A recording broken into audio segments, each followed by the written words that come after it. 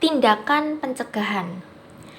Ya, gangguan genetik itu bisa dialami seseorang karena turun-temurun atau warisan dan acquired. Kelainan genetik warisan itu biasanya dapat diketahui pada saat lahir dan berasal dari orang tua yang diteruskan kepada anak-anaknya.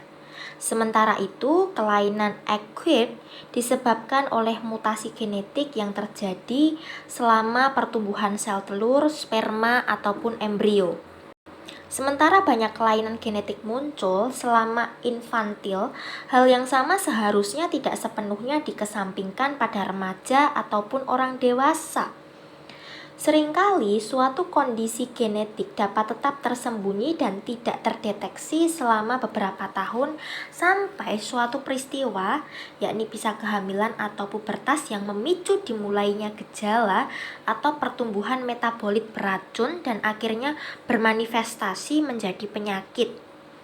Dalam kasus seperti ini, pemeriksaan fisik menyeluruh haruslah dilakukan, mengingat riwayat kesehatan keluarga secara rinci sehingga dapat rujukan ke spesialis genetika.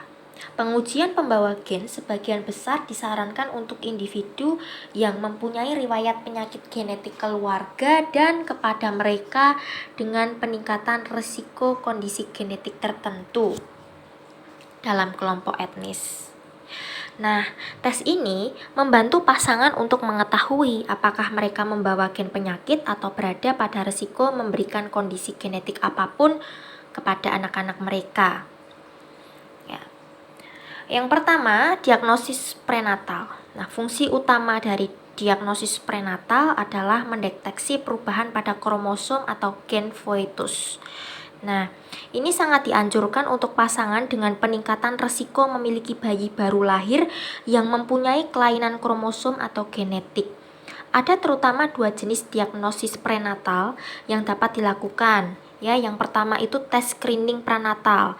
Tes screening pada tahap prenatal itu membantu dalam menemukan probabilitas kondisi genetik pada janin. Yang kedua, tes diagnostik prenatal. Tes diagnostik selangkah lebih maju dari tes screening karena hal ini mampu memberikan hasil konfirmasi. Nah, tes ini itu dapat dengan salah satu dari dua metode, yakni amniocentesis atau chorionic villus sampling atau CVS ya. Amniocentesis itu dilakukan pada 15 hingga 20 minggu kehamilan. Nah, namun tes bisa dilakukan hingga hari kelahiran anak. Untuk melakukan tes, sedikit cairan amnion diambil dari ibu hamil. Sementara itu, chorionic villus sampling atau CVS dilakukan antara 10 hingga 13 minggu kehamilan. Manfaat utama dari tes CVS atas amniocentesis adalah apabila hal ini dilakukan jauh lebih awal dan hasilnya lebih cepat diketahui untuk pengujian standar agar hal-hal yang tidak diinginkan dapat diantisipasi. Diagnosis genetik preimplantasi ya.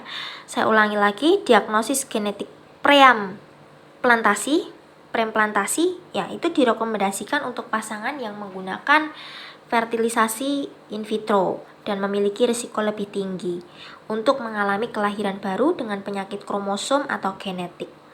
Nah, ini dilakukan sebelum embrio dipindahkan ke rahim wanita, terutama untuk memeriksa kelainan genetik dan mutasi tertentu. Ya, kemudian yang kedua adalah screening bayi baru lahir. Screening ini terutama dilakukan untuk memeriksa penyakit genetik yang merusak atau berpotensi fatal yang tidak tampak pada saat lahir tetapi dapat berkembang kemudian pada masa bayi.